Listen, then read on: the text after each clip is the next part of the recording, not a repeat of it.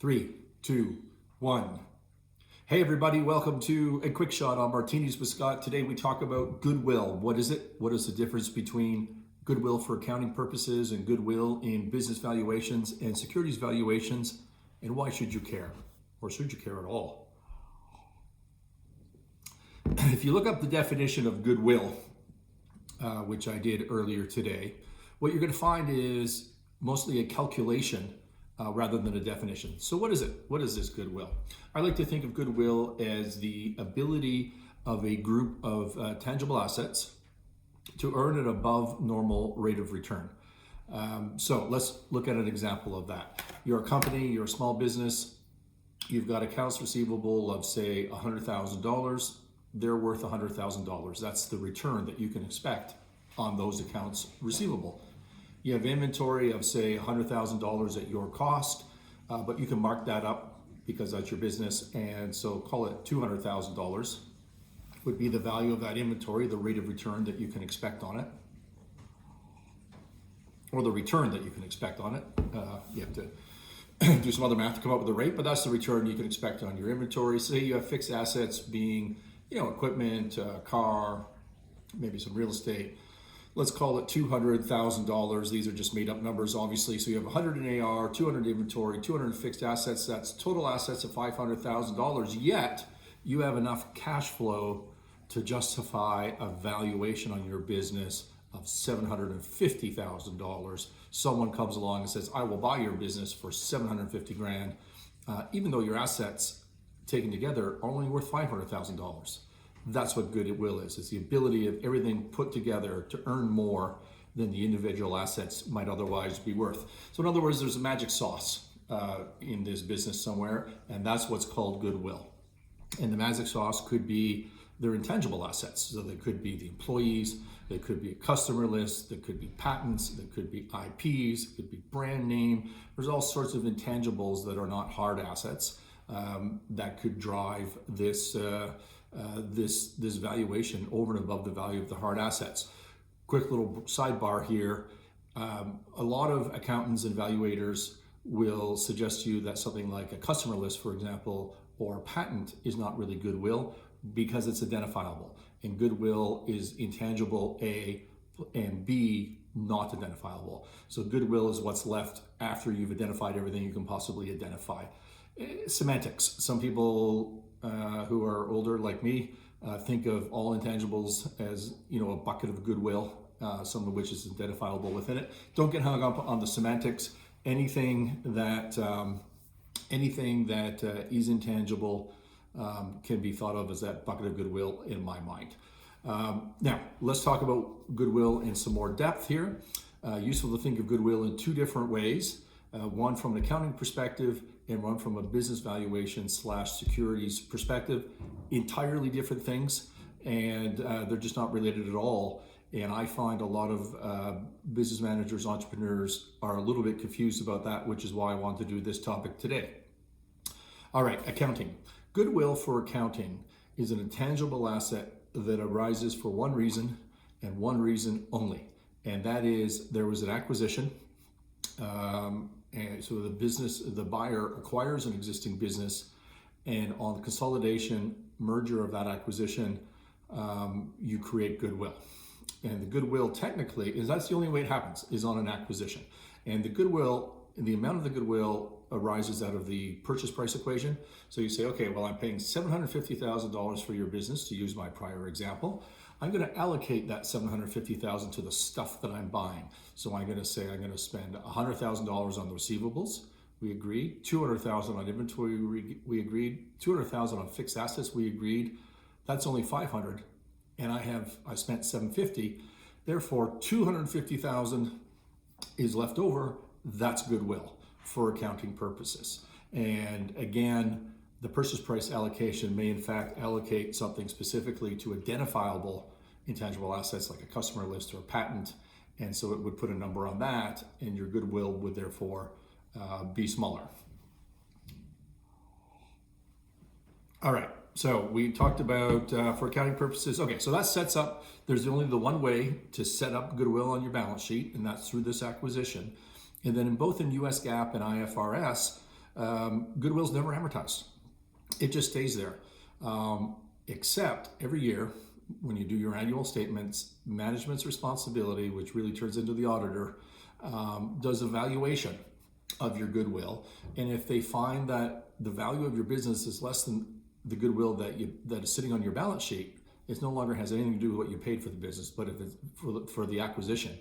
But if the value of your business is less than what's sitting on your balance sheet, there's an impairment charge, what they call an impairment charge, or a write down of that asset. So in our example, you had $250,000 of a goodwill asset. Someone comes along, the auditor comes along next year and does a valuation of your business and says, this thing's only worth $650,000. Therefore, we need to write off $100,000 of that goodwill. Not quite that simple, but basically that simple. All right, so goodwill for accounting purposes is because you did an acquisition, has nothing to do with your business before the acquisition and everything to do with the acquisition of the target. It can never go up and it can only go down through impairment. All right, goodwill for, I wanted to say one other thing. What use is goodwill in accounting on your balance sheet? It needs to be done for accounting, but as a business manager, an owner, an entrepreneur, what good does this do you? The answer, I can't think of anything that really matters on this, other than most people try to avoid to have it written off because they don't want to see that expense go through their income statement.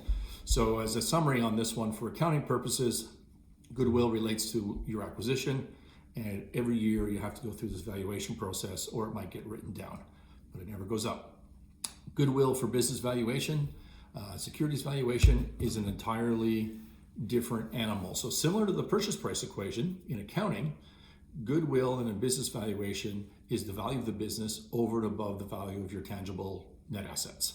Okay, so the goodwill that you calculate in a business valuation never goes on your balance sheet, right? It's not an accounting issue at all, but you use it for other things that are really, really important. For example, valuing your business notionally, so there's not a transaction, but you need a value for estate planning, for managerial bonuses, for family law purposes, for tax rollover type purposes. There's lots of reasons that people do valuations, and you can't do a valuation without calculating goodwill. So it's an important concept for that. It's an important concept for securities valuation. How do I know how much this company is worth? How much goodwill is fair? How much should I be paying for it when I'm buying this stock? It's important in mergers and acquisitions, right? It's inherent in the definition of value. And to that point, let's look at an equation. Fair market value is equal to the net tangible assets plus goodwill and other intangible assets. Forget about those other intangible assets. For simplicity, let's just call it a bucket of goodwill. So if the fair market value of a business is equal to the value of your tangible assets plus goodwill. Okay, that's it. Expressed another way, goodwill is the fair market value of the business minus the net tangible assets.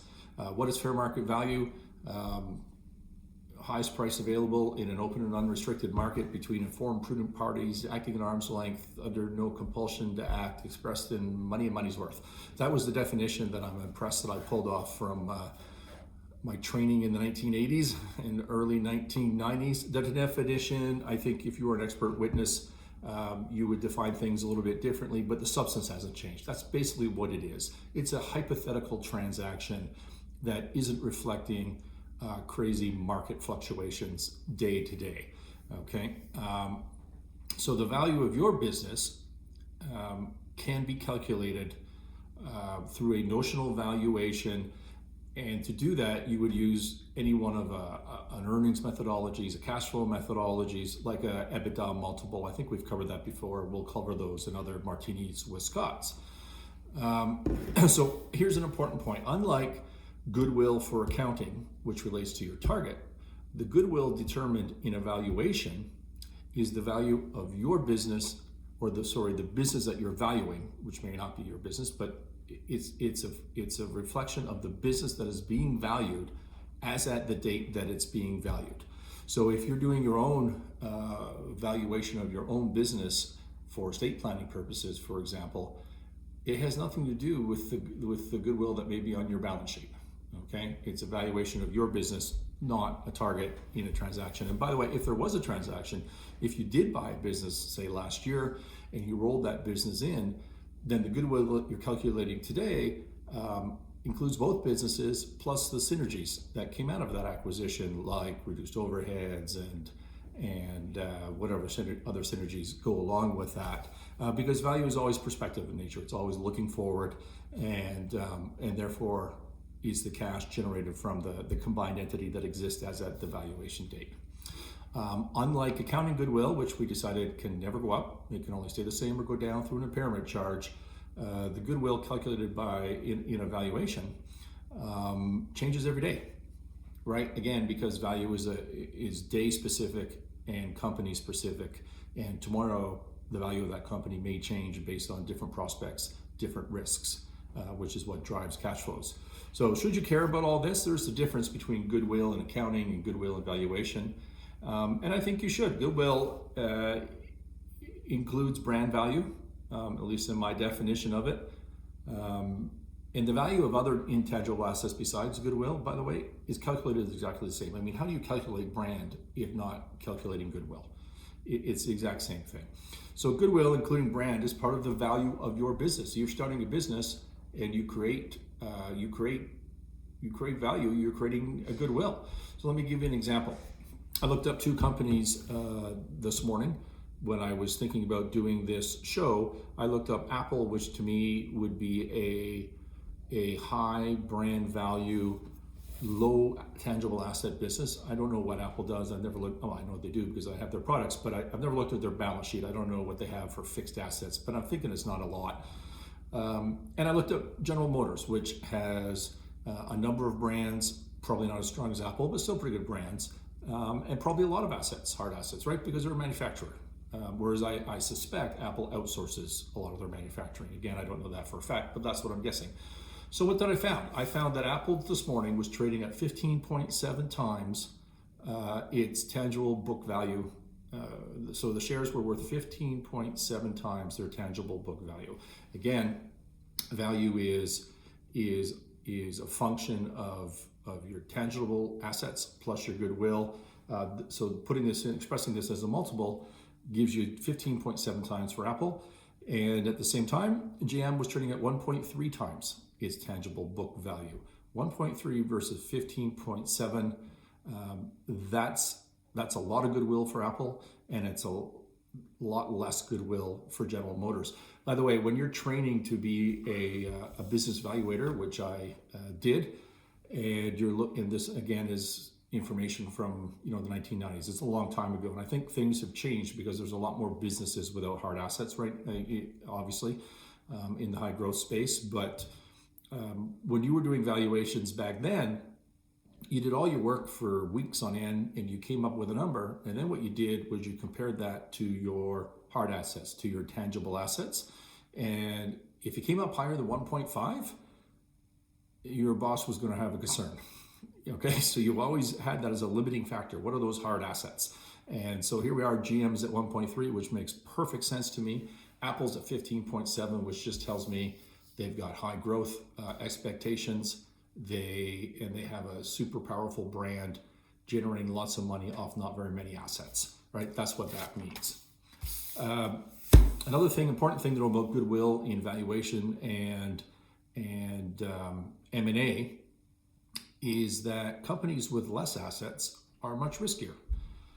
So in a sense, Apple could be riskier if my hypothesis about their assets is true. Apple could be riskier than General Motors. So let me put it in a simple example for you. If your business is worth $100 million, if you want to buy a business for $100 million and it has $80 million of hard assets versus, all things being equal, business B for $100 million and it has $5 million in hard assets, which would you buy? One of them has $80 million in hard assets and you're paying 20 in goodwill, and one of them has $5 million in hard assets and you're paying 95 in goodwill. Obviously, that's a simple question. You want to buy the one with the assets because it's far less risky for the same purchase price, all things being equal. So things to think about on goodwill.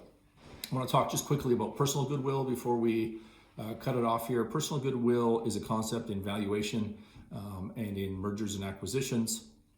Personal goodwill is a unique advantage enjoyed by a given individual, which arises from particular abilities and skills and something that's completely unique. The point about personal goodwill is if I come to buy your business, the goodwill is not transferable to me. You're looking at non-transferable issues. Let me give you an example. Say you have a local roofer. We're in the roofing business. I'm trying to buy a local roofer these days. If you know of anybody that needs some money, let me know.